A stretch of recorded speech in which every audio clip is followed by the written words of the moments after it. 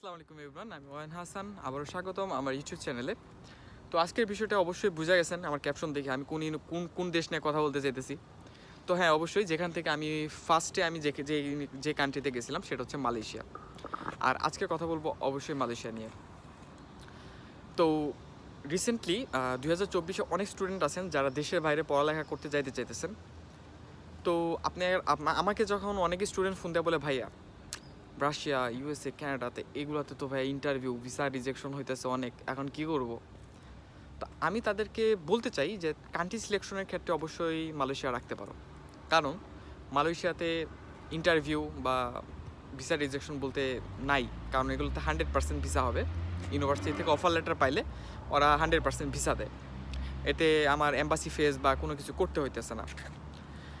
কিন্তু এখন কথা হচ্ছে, ভাইয়া কী সাবজেক্ট নিয়ে মালয়েশিয়াতে পড়া যায়, বা স্টুডেন্টরা কী সাবজেক্ট নিয়ে পড়লে তারা ফিউচারে ব্যাচেলর বা মাস্টার্সের জন্য ইউরোপিয়ান বা ভালো ভালো কান্ট্রিতে আমরা মুভ করতে পারবো মালয়েশিয়ার থেকে। এটা অনেক স্টুডেন্টের কোশ্চেন।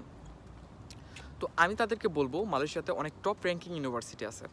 তাদের মধ্যে যদি আমি বলি টেলর্স, তারপরে সেগি, ইনটি, আরও আছে হচ্ছে লিম কোকুইং ইউনিভার্সিটি, তারপর আছে ইউপিএম, অনেক ভালো ভালো টপ র্যাঙ্কিং ইউনিভার্সিটি আছে। তো এখন বিষয় হচ্ছে কী সাবজেক্ট নিয়ে পড়ালেখা করা যায়। অবশ্যই যদি কারো ইন্টেনশন থাকে আমি ইঞ্জিনিয়ারিং পড়বো, সেক্ষেত্রে সে ইঞ্জিনিয়ারিং পড়তে পারে। মেডিসিন বিষয় নিয়ে পড়তে চাইলে মেডিসিন নিয়েও পড়তে পারে। এখানে অনেক ধরনের সাবজেক্ট আছে যেগুলো ইজিলি তারা চাইলেই পড়তে পারবে।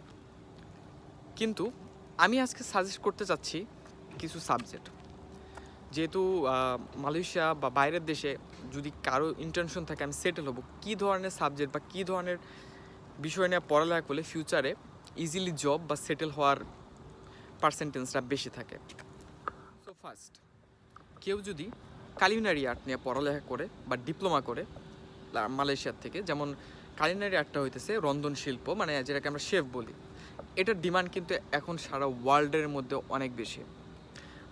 আপনারা যদি কালিনারি আর্টটা নিয়ে পড়ালেখা করে ডিপ্লোমা 2 বছরের ডিপ্লোমা মালয়েশিয়া থেকে করে ফিউচারে ব্যাচেলরের জন্য অস্ট্রেলিয়া, ইউরোপিয়ান যে কোনো কান্ট্রিতে কিন্তু আপনি যাইতে পারতেছেন। ঠিক আছে। দ্বিতীয়ত, আপনি হোটেল ম্যানেজমেন্ট নিয়ে পড়ালেখা করতে পারেন, কারণ আপনারা অবশ্যই জানেন যে এখন সারা ওয়ার্ল্ডে ট্যুরিজমের একটা সেক্টরটা অনেক ভালোভাবে রান করতেছে, আর জব অপরচুনিটি অনেক হিউজ। আপনারা যদি কেউ চান ব্যাচেলর করতে পারেন, যাদের এসএসসির পরে আসতে চায় তারা চাইলে ডিপ্লোমার জন্য আসতে পারে, পরবর্তীতে ব্যাচেলরের জন্য যদি মালয়েশিয়াতে করতে পারে, অথবা সে চাইলে ইউরোপের অন্য কোনো দেশে সে ট্রাই করতে পারে মালয়েশিয়া থেকে, কারণ মালয়েশিয়াতে টপ প্রায় অলমোস্ট সব অ্যাম্বাসি আছে মালয়েশিয়াতে। তো তারা যদি চায় পরবর্তীতে ওখান থেকে ইজিলি হয়তো অন্য কোনো কান্ট্রিতে শিফট করতে পারবে।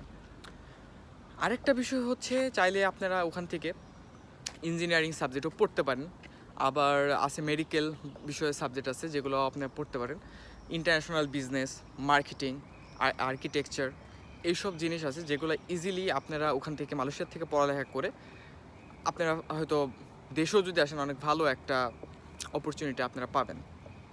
এখন আসি মালয়েশিয়ার ভিসা প্রসেসটা নিয়ে। ফার্স্ট অফ অল আপনাকে অ্যাপ্লিকেশন করতে হবে।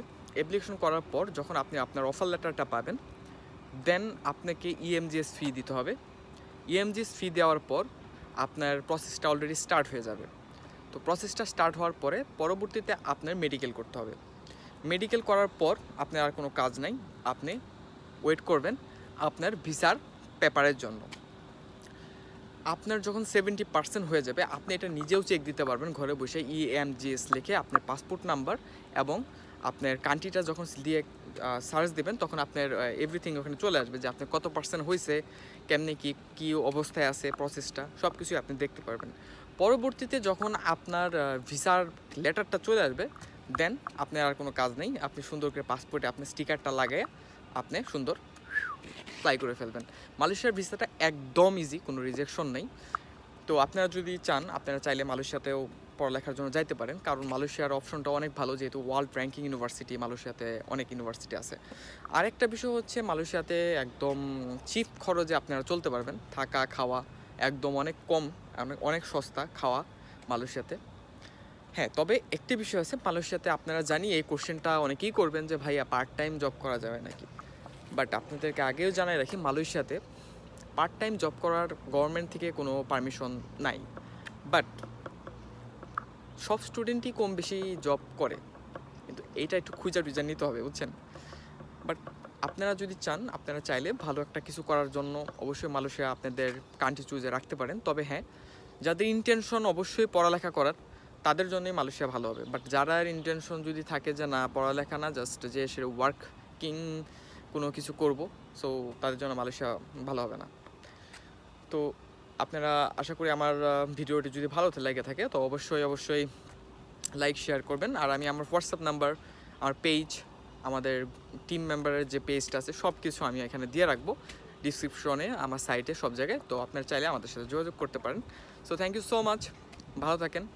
আর আরেকটা কথা, হ্যাঁ, রাশিয়ার বিষয়ে যারা রাশিয়া নিয়েও কথা বলতে চান তারাও যোগাযোগ করতে পারেন, no problem. Thank you so much, দেখা হচ্ছে, ভালো থাকেন।